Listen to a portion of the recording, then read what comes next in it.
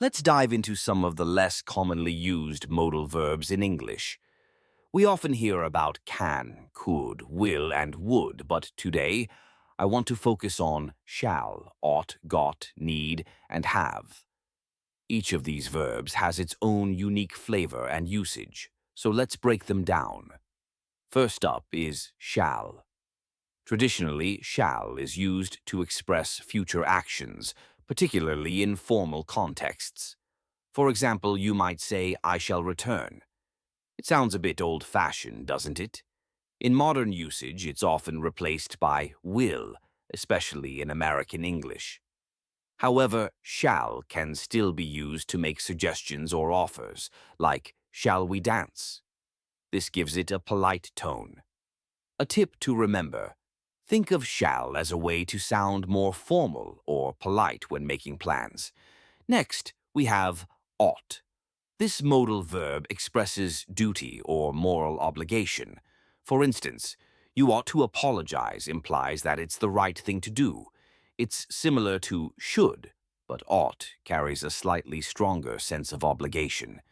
A helpful trick is to remember that ought rhymes with thought, reminding you that it's about what's right or expected based on reasoning or ethics. Now, let's talk about got.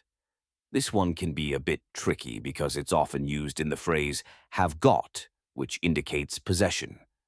For example, I've got a car means you own a car. In American English, we often simplify this to just I have a car.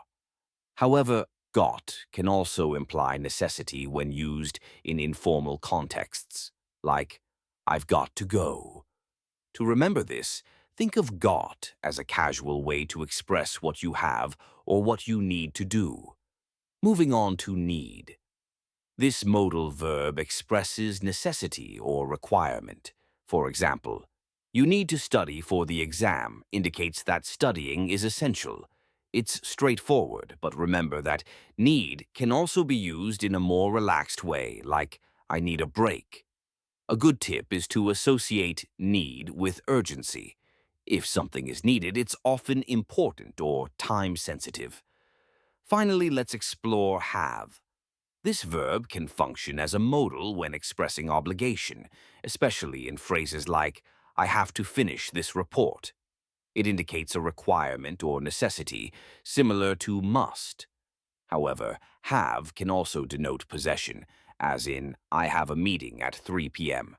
To keep these uses straight, think of have as a versatile verb that can indicate both ownership and obligation, depending on the context. So, to summarize, shall for formal future actions or polite suggestions, ought for moral obligations, got for casual possession or necessity, need for urgency, and have for both possession and obligation. By keeping these distinctions in mind, you can use these less common modal verbs with confidence and clarity.